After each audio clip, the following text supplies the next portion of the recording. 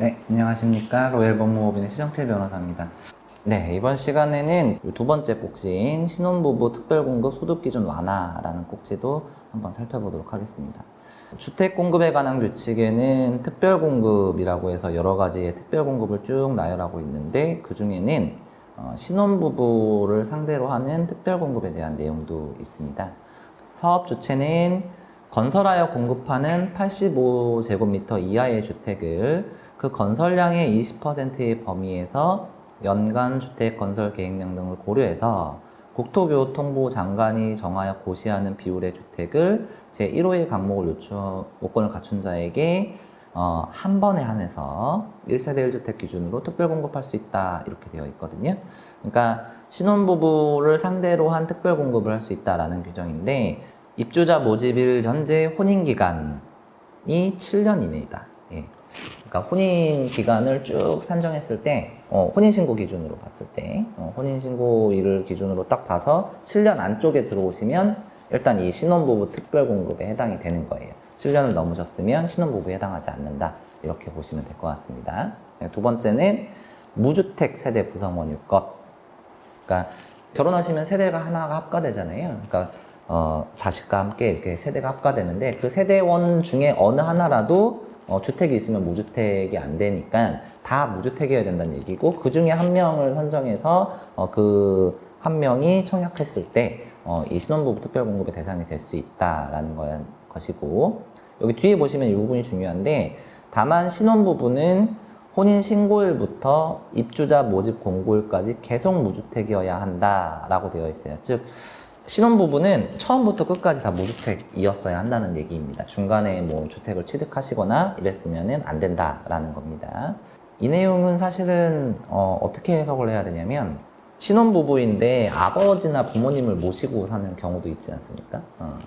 그렇게 되면은 아버지나 어머니는 뭐 장기간에 걸쳐가지고 주택을 구입하셨을 수도 있을 거예요.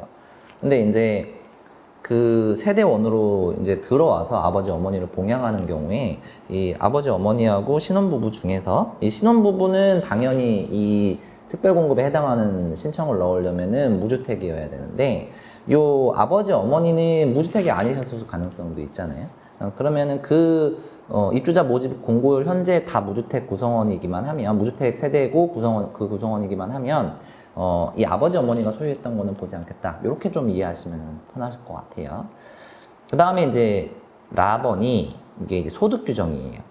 요 위에 거는 사실은 신혼부부라면은 해당되는 부분들이 거의 다일 것 같거든요. 근데 이제 요 부분이 이제 소득 기준이라고 해가지고, 해당 세대 월 평균 소득 이 전년도 근로자 가구당 월 평균 소득의 120% 이하일 것, 이렇게 되어 있거든요.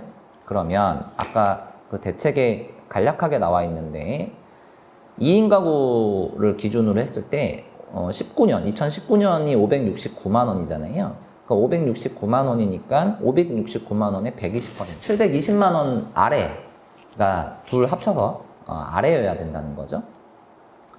그 다음에 배우자가 소득이 있는 경우에는 130%니까, 네, 130%니까 맞벌이 하는 경우에는 한 780만 원 아래쪽, 이 되어야 된다는 겁니다. 그래서 이 소득 규정을 해당하고 이렇게 되면 요 신혼부부 특별공급분에 한정해가지고 그 신청을 하고 요 신혼부부 특별공급 안에서 경쟁을 해가지고 받을 수 있다는 거거든요. 근데 요 규정을 어떻게 바꿨냐면, 생애 최초로 주택을 구입하는 신혼부부의 경우에는 소득 기준을 완화하겠다. 구체적으로 보면은 공공분양의 소득 요건은 분양가 6억 원 이상의 희망타운에 대해서는 도시근로자 월 평균 소득의 130%에서 140%까지 확대한다 라고 되어 있죠. 그러니까 지금 기존의 규정이 120%, 배우자, 그러니까 맞벌이의 경우에는 130%인데 공공에 한해서는 이게 130, 140이 되니까 10%씩 늘어난 거예요. 그러면 이제 2인 가구 기준으로 본다면 한 569만 원이니까 56만 원 정도 늘어난 거거든요. 56만 원 정도 증가해서 거기에 해당하는 인원을 조금 늘려줬다, 이렇게 보시면 될 것 같습니다. 민영주택의 경우에는 130%, 140%, 이거 똑같네요. 공급까지 완화해 주겠다라는 겁니다. 그래서 정리한 걸 보면은 소득 요건이 이렇게 되어 있던 거를 아까 보셨죠? 법령에서 이제 120, 130 되어 있던 거를 맞벌이의 경우에는 130, 그냥의 경우에는 120 이렇게 되어 있던 거를 생애 최초 주택 구입의 경우에는 130, 140으로 바꾸겠다. 이렇게 보시면 될 것 같습니다. 여기서 생애 최초로 주택을 구입하는 신혼부부의 경우에 한정하는 거니까 실제로는 저번 꼭지에서 살펴봤던 생애 최초 특별공급분하고 이게 겹쳐져 있는 거라고 보시면 될 것 같아요. 소득 기준이 조금씩 올라가 줬다 이렇게 보시면 될 것 같습니다. 네, 지금까지 로얄 법무법인의 최종필 변호사였습니다. 감사합니다.